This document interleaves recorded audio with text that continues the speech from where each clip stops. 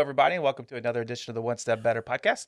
I am Mike Schaefer, and with me, of course, is good old Matthew Patrick. I know what you're looking at for there. You moved your head for a second. Yeah, I just sometimes just look around. Like we have camera screens. It's just so much stuff.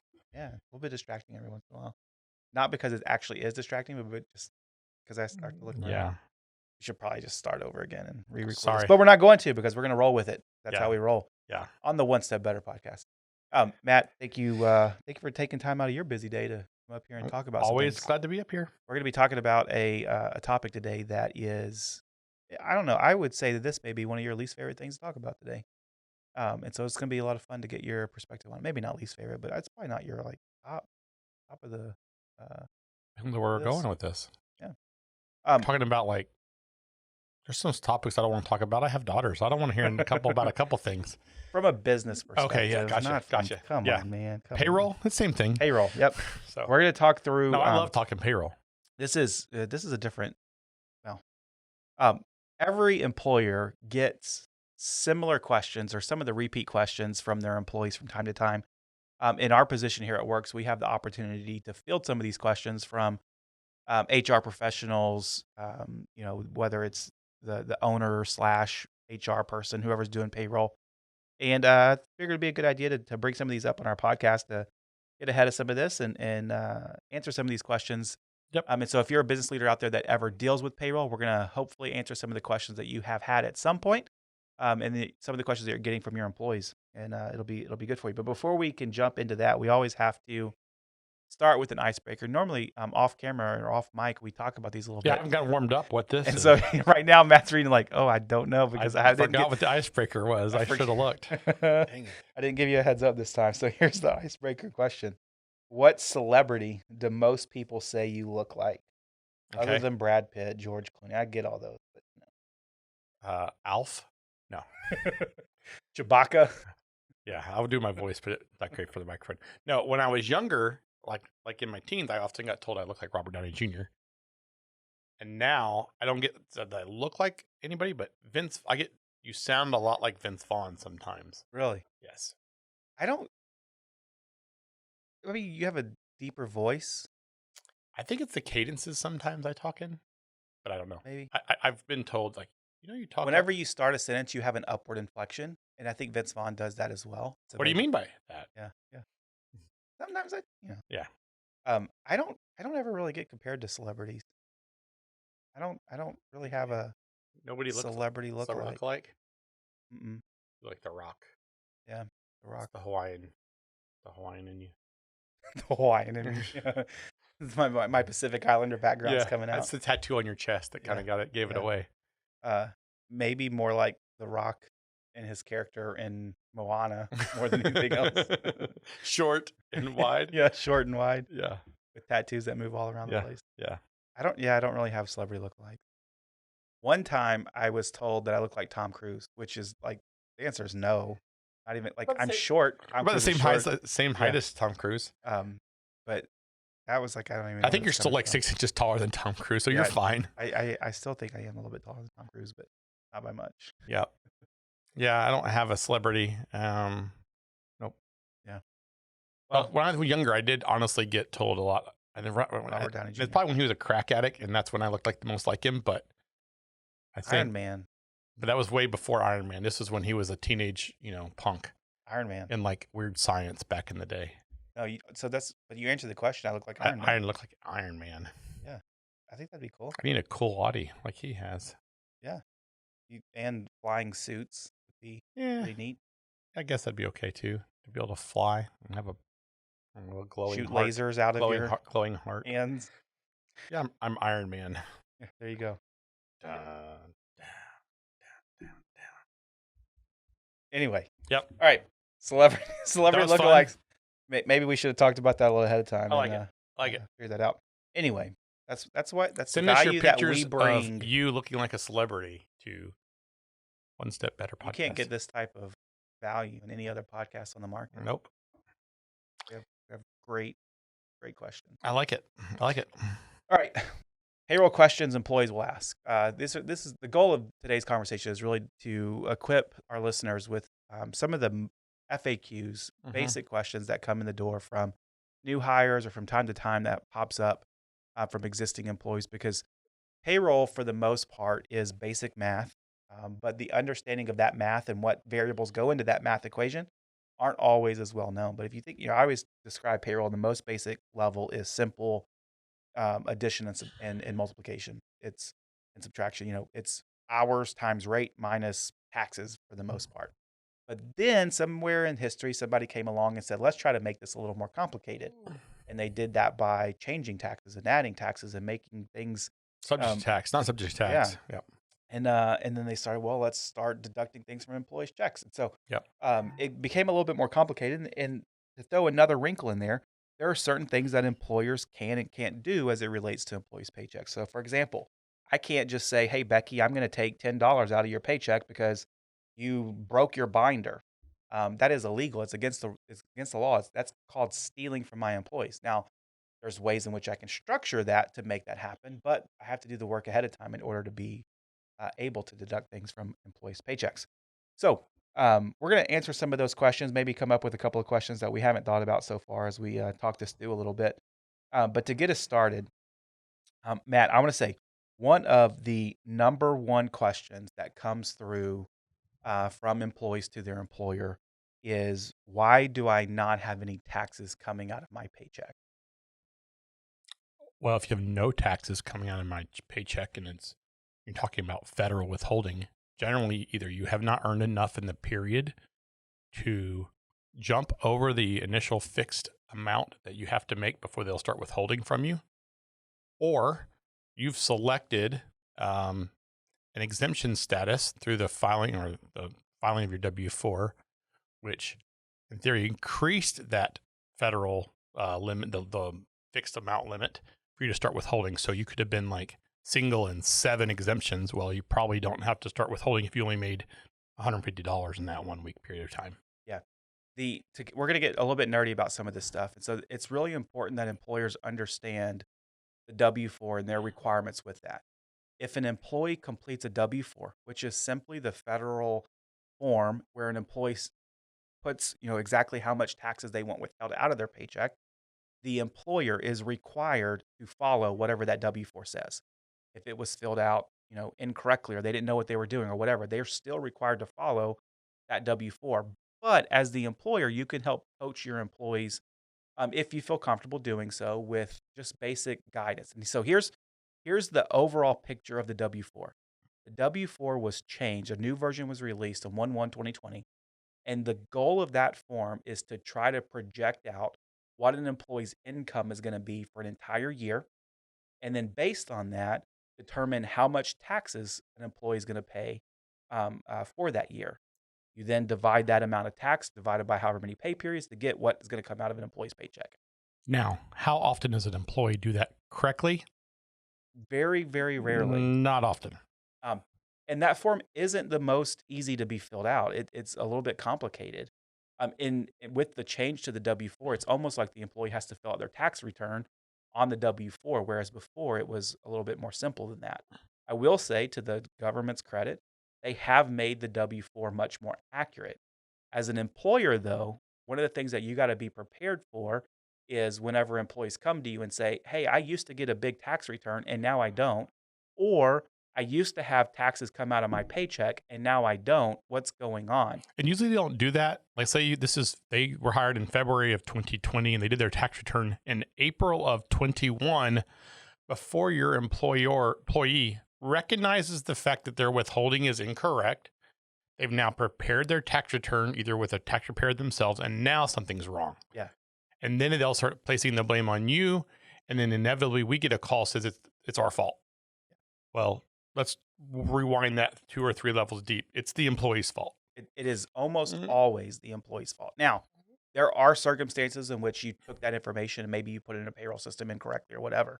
But normally, it is the employee simply didn't fill out their tax forms correctly Nor looked at their pay stub at all during the and have course of the year. any idea Mm. what's coming out of their paycheck. So, if you want to get ahead of the question, why do I not have taxes coming out of my paycheck?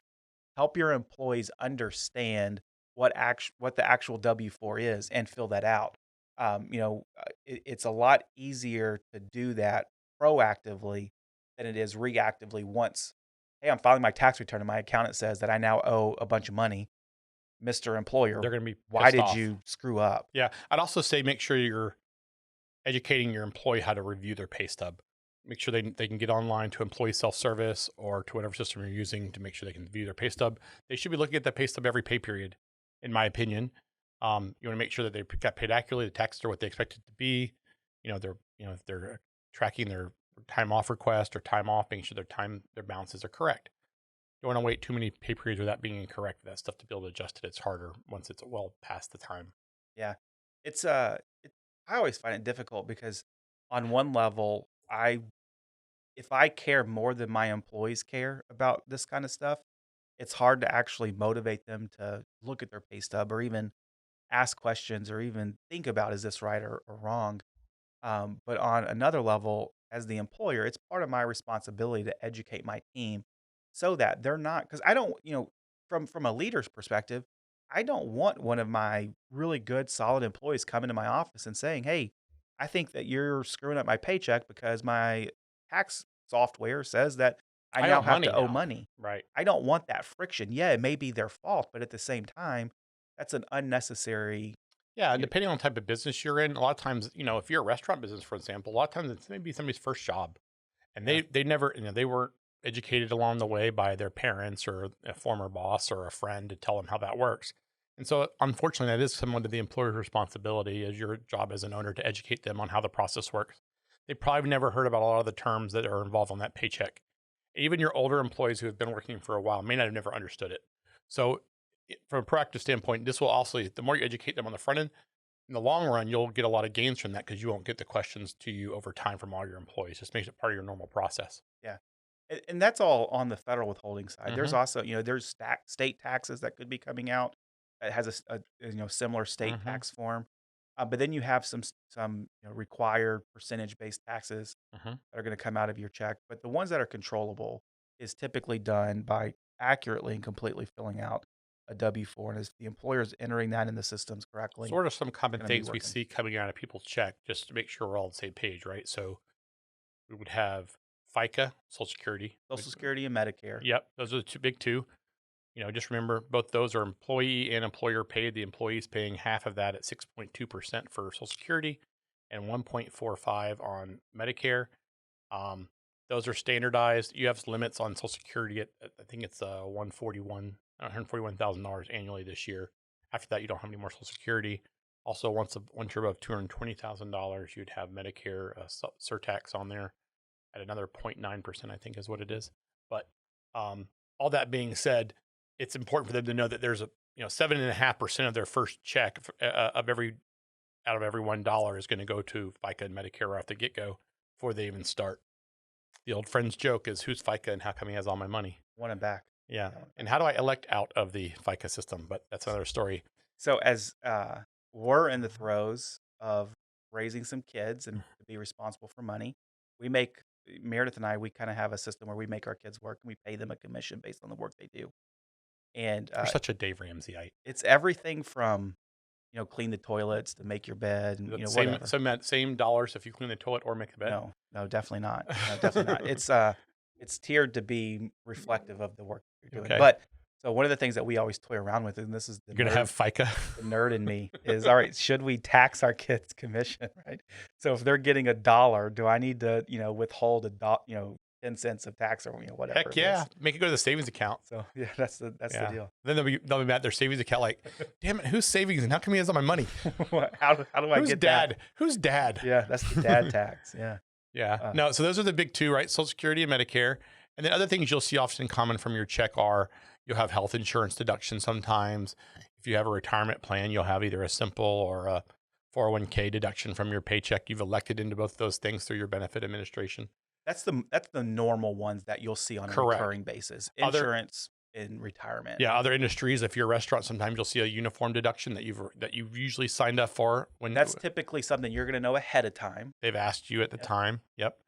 Other things could be, if you're in a union, you could have a union dues situation where you are forced to pay a union. You could have voluntary contributions to benefits. So you could have things like life insurance, or accidental death and dismemberment, cancer policies, that type of stuff. Depending on the options you have in general, is what you should be looking for. But you should know that things are coming out of your check. Yeah. Like Mike said in the very beginning, though, too, you have to um, opt in with an explicit signing that you're opting into the the employer items that they want to withhold from your check above and beyond the government mandated ones. Yep. So 401k generally you've had to opt into it. Health insurance, you've had to opt in. If you have a expense reimbursement program for uniforms, you're gonna have to opt into that in writing. It can't just be verbal. And the reason why that is the employer does not have the right to take money from your paycheck unless you've explicitly given them that right. And if you're an employer, a lot of times what you'll find is that for your non-regular deductions, you're gonna, a good idea would be just to include that as part of your handbook. So, for example, if you know that if I'm a restaurant and I know that every quarter, however often, we're gonna be buying new shirts and giving those out, but maybe it's above and beyond. If you lose your shirt, you got to pay for another one, whatever it may be, and you know that's going to be a common thing. Go ahead and put that policy in your handbook that states, hey, you know what? Yep. If you lose your first shirt, you gotta pay for the next one, or we see it all the time with name tags, name badges, that type of stuff. Meals are very And it's a similar. good policy of you as an employer to do that. Put it in your handbook. When they sign off on the handbook, they've now given you the explicit right to deduct items from their paycheck. Yeah. And worst case scenario, you don't do that, you don't get it in writing, and an employee goes and gets a plaintiff attorney and decides to make a big deal out of this, in which case It's you lose. that's called friction and hassle for no purpose. Yeah. Yep. Not worth the battle there, because it's so very easy to get ahead of. Now, for your recurring type items like your benefit plans and your retirement plans, try to make that as simple as possible for your employees. A lot of times, and I know some of our insurance friends may disagree with this a little bit, but it may not for every employer. It's not the best idea to offer every type of insurance coverage under the sun. You don't necessarily always need a long-term, short-term disability, voluntary life, ADD for employee, spouse, children, cancer, critical illness, accident. There's if you're just trying to dip your toe into the insurance world, just start with your medical, maybe medical, dental, vision, and set those up to be part of a plan that could deduct from their employees' checks. And it's a lot easier that way. It's a lot cleaner and it's a lot simpler for your employees to I understand. 1,000% agree. And the reality of that is, as employers, our job is to create a package of benefits that entices the best employees we can and keep them uh, properly compensated, but also reduce the risk they have. And if you Yeah. think about medical, vision, and dental, that's really the world we kind of stand in. And I think most businesses should have some type of retirement plan where they are encouraging their employees to put money aside for retirement. Yeah. And that's a way that you can really show big benefit, Yep. is having those types of plans. But those are going to come out of your employees' checks, and it's something that your employee should at some point have signed off on. And there's some backup that you can point to if it was ever challenged to reflect that, hey, Mike Schaefer did elect into our retirement plan, whatever it may be, at whatever percentage. A lot of times there's systems in place, some different technology software packages that will allow you to do that. And if you're a works client and you have some questions on that, reach out to us. Let us know because we could show you. And sometimes it's probably already even set up in your system, to be honest with you. And you may just need some training on how to do that. So let us know. We can help What are you train your employees on how to do that. what are some of the say initial forms that you often see that most employers require of their employees to complete when they are a new employee? Yeah, I would put the caveat that this is state and sometimes local specific. So always consult maybe with your exact case on what may be needed. There are three things that I would recommend.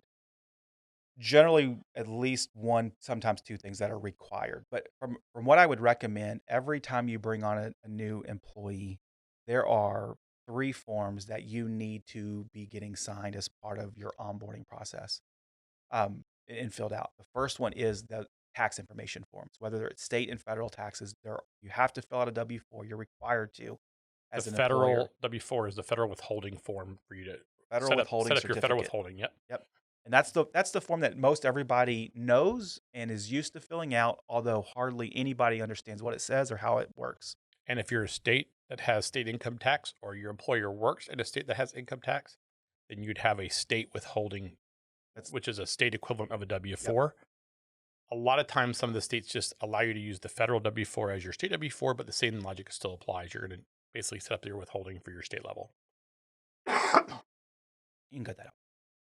The other form or document that I would encourage employers to make sure they're getting completed is an I-9. Some states, this is more important than others, but generally speaking, It is required. most states these days require that the employee fills out. There are some exceptions to this, but most states do require that employees, new hires, fill out an I-9, and they must do that within a certain time frame from hire. So it can't just be whenever you get around to it. This is date driven. I think it's, and Greg would probably, if he's listening, is going to like freak out because I don't know Yeah. that. I think it's like 3 days after hire or something. I That's would say pretty this: quick. don't let them start working without the I-9 being completed. Yeah, these are all these forms. I wouldn't have a first day without having completed. But the I-9 is one that's got to get done. And the third one is, and this is just recommended form, not required, but I would recommend it, is the direct deposit authorization form. We want to pay our people via direct deposit as much as possible. In some states, you can mandate this. And if you are in one of those states, for example, Tennessee is one of those states, it absolutely mandate direct deposit. Yeah, and the reason why that is, there's a lot of reasons why on direct deposit side is security, making sure that you know what's being paid.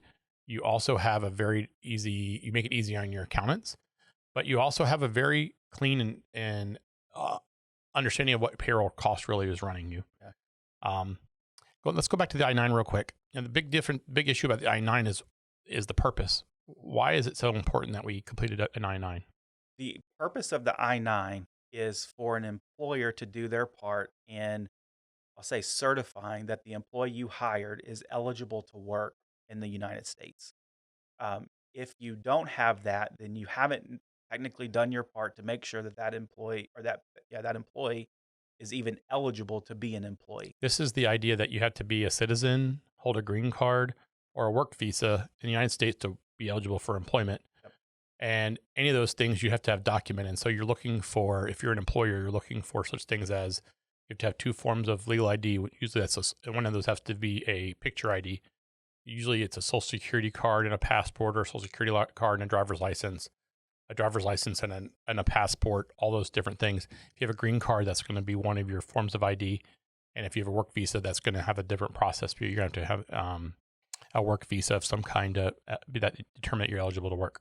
And one of the things that pops up in our world a little bit is whenever you do actually as the employer are inspecting those documents, whether it's a social security card, passport, driver's license, whatever it may be, you have to physically have those. You can't just accept pictures of them, photocopies of those. You have to physically inspect the documents. You have to be able to touch them, feel them in order for you to have technically done your part in that process, which we could debate the merits of that.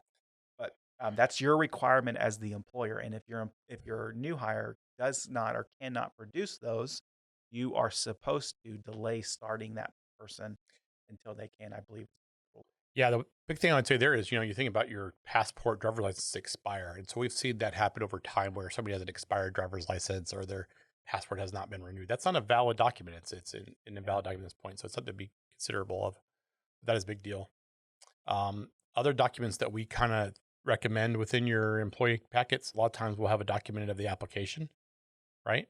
Yeah, we want the application. We want to see essentially all of our paperwork, everything that we've gotten to know about the employee up to the point that we've gotten to a hire, is we want to have that in your file. Employee record, right? Now, that could be in our world, that's an electronic file, but we want to have that all together. That way, if we ever need something, we already have it. We talked a little bit earlier about the handbook. You should absolutely have your new employees sign off on the handbook as part of their onboarding. Yep. Or orientation. Whether that's pre-hire or day of hire, have them go through and sign off on receiving and have read that handbook. There's a lot of things here, you're talking about all the things you need to get done. I mean, luckily, systems that we have in place and allow for our clients to use through our process. This should be a paperless process today in today's world. Your I-9 W-4 direct deposit form, employee handbook. If you have anything specific as far as training or specific videos that you want somebody to read, watch before they start, or you have certain, policies or procedures that have to get reviewed and signed off on first. You can do all that through a good onboarding system. But also just making sure you don't have to do that physically on paper. Like that doesn't have to happen Right. anymore. Right.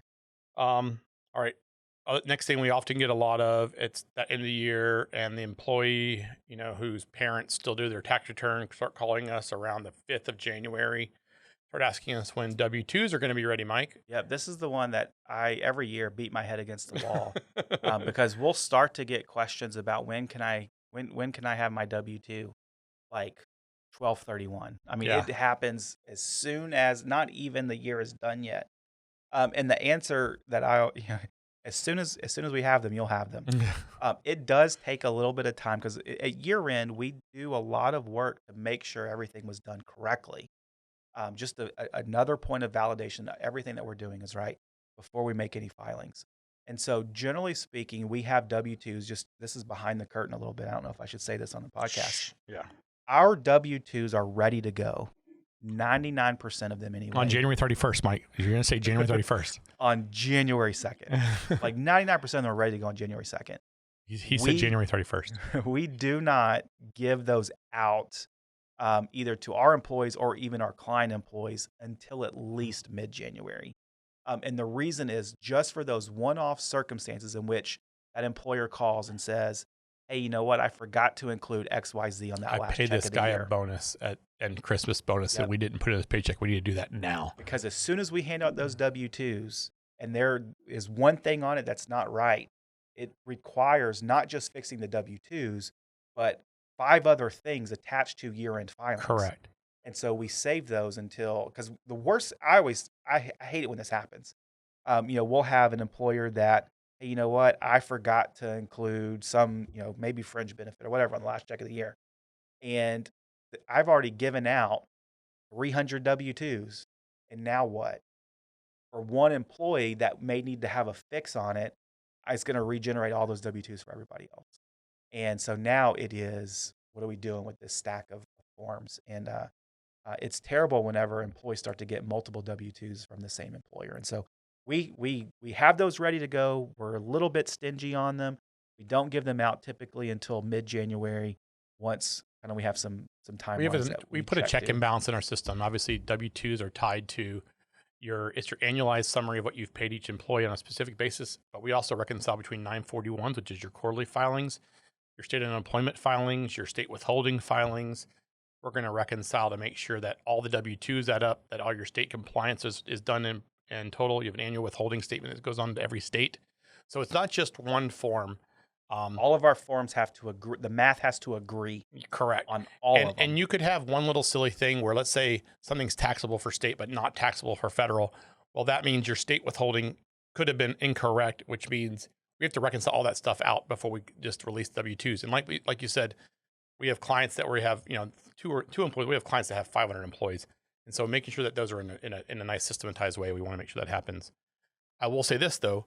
You can always tell your employee that they can file their tax return based on the last pay stub they received of the year. They can.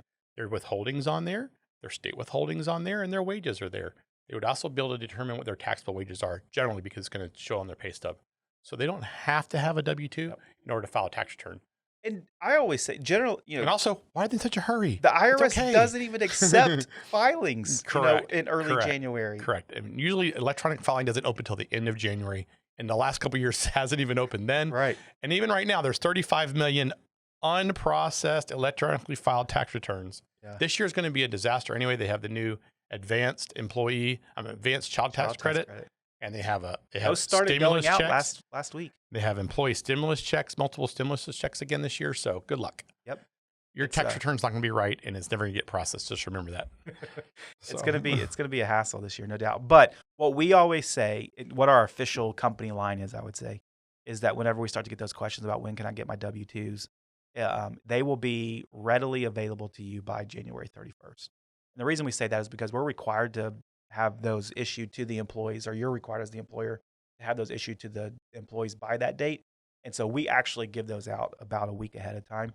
Yeah, they have to be They're postmarked. always done by that. It should be postmarked by the last day of the month, unless the last day of the month falls on a weekend, in which case it's the next business day, Next business day, yeah. which is generally would be February 1st or 2nd, depending on when the weekend falls. All right, next question, Mike.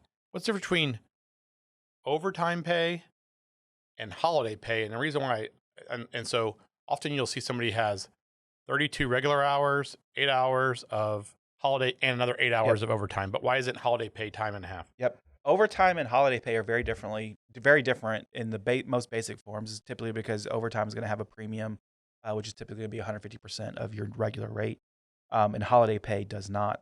That's the easy answer. But to your point, it's more complicated than that because overtime is always calculated based off of work hours.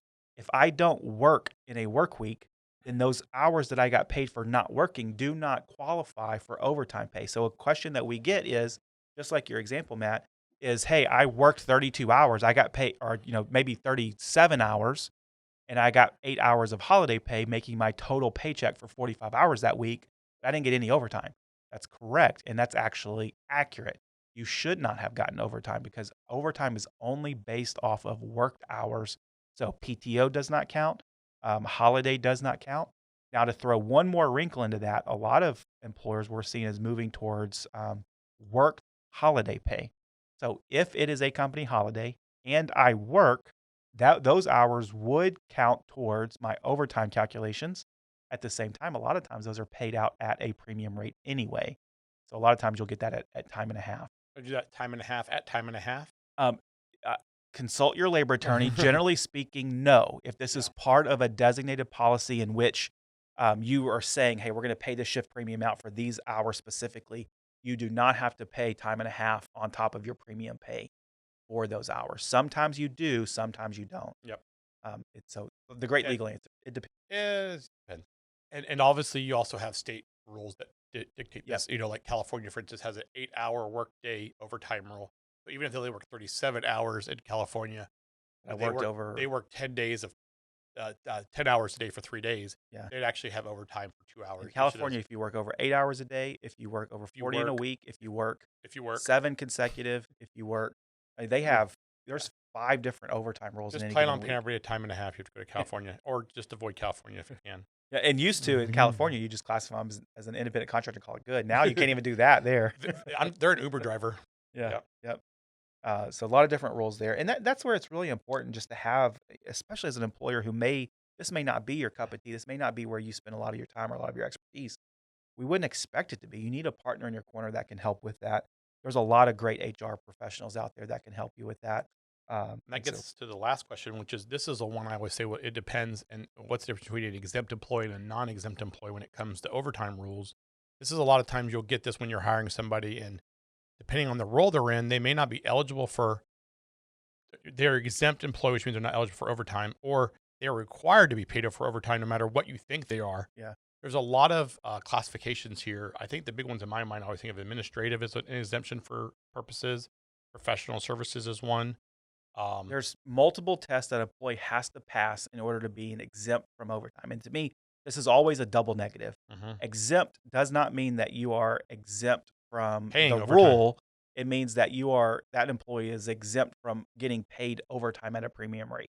And so to me, that's always backwards in my head. And I always have to think about this every time I have a conversation on it. But the easy test that everybody always jumps to is the one you're talking about. It's the duties test, where if I do these certain activities, then I can be exempt from overtime. The answer to that is yes, but. Yep. That's one of the 3 things that you have to be able to say. The other 2 is you have to pay. It's the salary test. You cannot say somebody is exempt from overtime unless you pay them a salary. If you pay them an hourly rate, nothing else matters. That person is going to be a non-exempt employee eligible for overtime. The second is the salary threshold test. So not only do you have to pay them a fixed salary, I didn't guess off the top of my head. I did you not. also have to pay them a certain amount. $28,000 and change, something like that now. It's $584 a week, I think.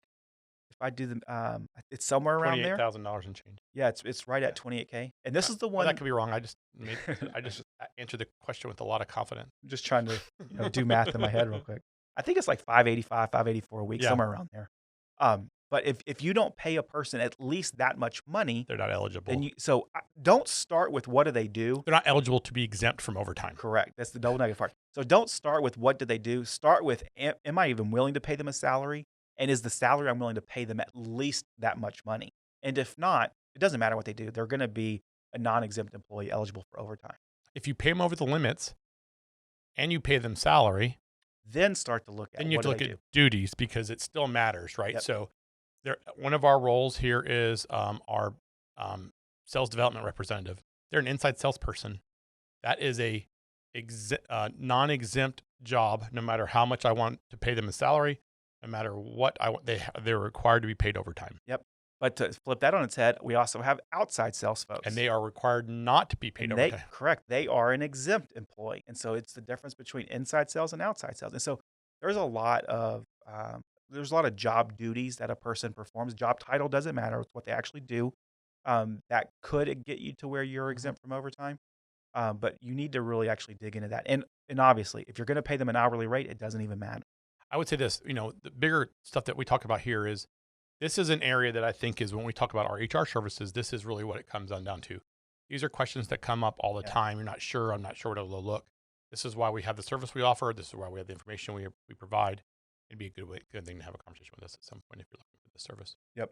It is because this is one of those things that we do get from the flow through. Employees are asking employers this a How lot, come I didn't get paid overtime? especially Yeah. on the front side of, you offered me a job and you mentioned that I'm an exempt employee. What does that mean? We get that a lot, and being able to explain those things, while it seems a bit nerdy, and I'll be the first to admit it, um, it is helpful to set the bar, set the expectation that that new hire coming in understands exactly what the offer that they're expecting. Because what's the goal of this? It is to remove any tension from down the road, any friction that's going to happen. We're trying to sand off those rough points so that it's a seamless and very smooth onboarding orientation, getting up to speed for those new hires because it makes your organization look like you have it all together. Well, a couple weeks back, we talked about compensation. And one of the comments I made there was that compensation should not be a conversation that employees are afraid to have. And as you an employer, you should be encouraging those conversations. This is goes along with it. People should understand their paycheck. They should understand what's coming out of their paycheck, how much money they're being paid, why they're being paid what they're being paid, how how it's calculated for overtime or not overtime. That stuff matters. All those things matter to our employees because this is the stuff they're afraid to bring up, or they're not even sure what to ask. They don't want to act like they're stupid. They don't ask a stupid question. All these are things that take a lot of that friction away. Remember that we want to empower our employees to do the best job possible. This is the thing that's friction they don't even know. Don't worry about. Exactly. And the great thing about it, I feel like one of the great things is this is something that doesn't have to be done on a one-on-one basis. You could put together some quick training type materials, video, You can just documents, share this whatever. podcast with them, and you're There you good. go. And and there it is. You're sitting there walking through, this is what a paycheck is, and this is what you need to know about it, and this is how you check it, whatever. And it's maybe set up in your system to go through onboarding orientation, and it's done. Yep. It's not something that updates or changes very often on either, which is really helpful. All right, Mike. So, viewer question from last week. We talked about gossip. Gossip. Yep. And so the question that we received last week was, I have an employee that consistently comes to me with all the things they're overhearing. They're telling me everything that they're hearing. Is that considered gossip? And if so, what should I do about it? What role am I in? We're going to assume that this person is just My peer. a peer. Yep. Yeah, I need to be very blunt. Hey, I'm not the person that can help you fix this problem. We need to get the person that can help fix this problem in the room. It'd be best if you have that conversation directly with them by yourself. If you need somebody to be in that room with you, you probably should talk to your team leader about that, and they would help you. Yeah. There's certain people that others just gravitate towards. My mom. I don't want to put her in this position, but I can um, gossip to your mom. no. Sweet. So it did. Whenever I was a kid, we could be anywhere under the sun. We'd be in the line at the grocery store, and people would just start talking to my mom about, and then they would start opening up about, like, we don't even know you. I have this bump. She has a natural. Are you a doctor? Can you look at something? She has a natural ability and draw that people just navigate toward and start to unload on. And some people have that, others don't. And for the people that have that, it's really, really difficult whenever others start to share things with you that maybe they shouldn't be sharing and is crossing the line. And so what you have to do is you have to be very strong and upfront about saying, "Hey, you know what? I really, really enjoy our relationship, and I like that you trust me enough to bring these things to me. However, these are things that I can't help you resolve, nor are these things that I should be involved with. Let's go talk to whoever your leader is and bring those up and see if maybe there's some better solutions here." If you do that a couple of times, people start to look at you as, "Hey, you know what? This isn't a person that I can bring things to. They're not going to listen to my gossip." Now, there's two reasons There's why I another way to say do that too. You can say, "Shut the hell up! I don't want to hear this stuff." That's not as not tactful. as effective. And there's two reasons why I would say you should do that. The first of which is because you don't want to be painted as somebody who doesn't want to listen. That's not what you're trying to do. And if the person that's bringing these things to you are truly trying to gossip, they'll be turned off on this by hey, I'm not going to go talk to my leader about this because I'm just trying to, stir I up was bitching crap. about my leader. Yeah. And they'll stop doing that. But secondly, and what you're probably most concerned about is if this person, their intent isn't to gossip, it's just you're a friend and they're talking, it starts to draw the boundaries and the framework of what the role I have as a friend to you as a peer and the role I have to you as we work together Right. here. And if the person that's coming to you is not, they don't have any malice, they're not trying to be mean, and they're just seeing you as a friend, it starts to draw those boundaries so that they can learn what is appropriate and not appropriate for work type conversations. And so you need to draw the line. You need to set the expectation that, you know what, let's go talk to a leader about this and we can get it fixed. Um, and it will resolve itself over time. Good answer, Mike. Well, that is it. Thanks everybody for joining us on another edition of the One Step Better podcast. If you have questions or things that you feel like can add to our conversation, we'd love to hear from you. You can reach us at onestepbetter@patrickaccounting.com. You can also find us on all the social media channels and links on YouTube and Spotify and Apple Podcast and Twitter and LinkedIn. I can go on forever. MySpace. And TikTok soon, I think. Abacus. So you can find us there. Leave us a comment, Local send us a Rock. like, share our podcast, do all of those things, and we would really, really appreciate it. Thanks, everybody. Y'all have a great day.